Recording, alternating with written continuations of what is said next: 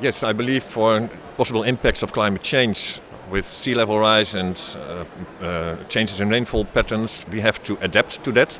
But for the Netherlands, it's not new. We have done so for centuries. And I think we have something to share, our state-of-the-art knowledge and also historic experiences and best practices. Which countries have you been approached by and have you approached for these ventures?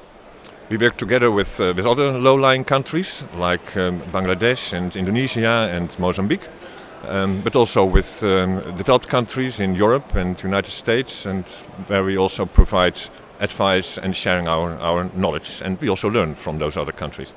And you're seeing this as as a rising business opportunity. Of course, climate change isn't going away, and adaptation is more and more important every year. Well, we believe adaptation should go hand in hand with mitigation. I believe also that water should be a strong element in this adaptation. And yes, I think there's work to do. Okay. A general comment on the Netherlands. It's been in the press recently for a lawsuit that's tried to make the government deepen its emissions cuts. But do you think the Dutch government is doing enough to tackle climate change? Well, we are in the process of the political debate to improve our appearances on this one, and I think we'll do our best.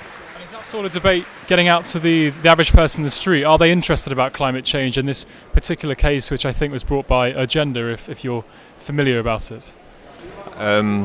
Yes, I think there is a growing awareness for items that relate to climate change, and also at the local level you see more and more initiatives coming up to address the issue. Sure.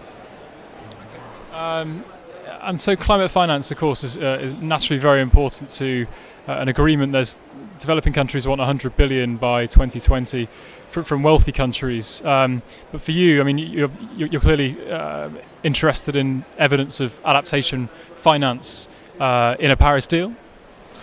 Sure, we are interested in those items. They are important to pick up possible actions.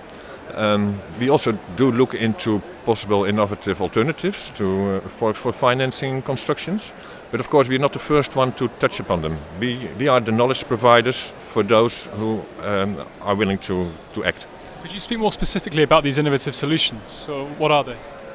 Well, we have a lot of experience in developing hydrological models to support water management, to do assessments on possible impacts of climate change. And of course, they are very important for early warning systems, so as to reduce possible impacts and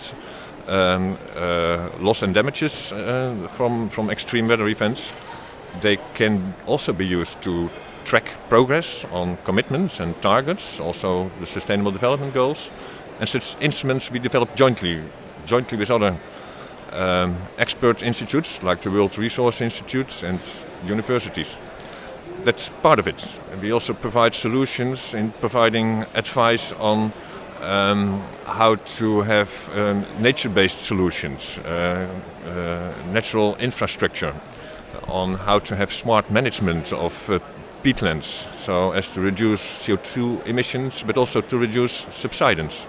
And we provide advice on how to find a way in this uncertain future. Adaptation pathways, we call that, which is climate resilience informed decision support. Is it clear, particularly in the case of early warning systems, that are prices falling? That's going to be important to roll it out in developing countries, that the costs are lower. Is that a trend you're seeing?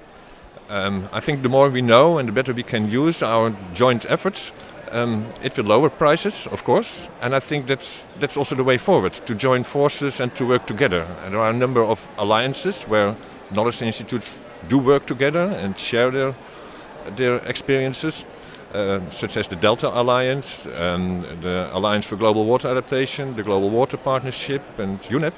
And I think we can further strengthen that concerted action. Thanks very much.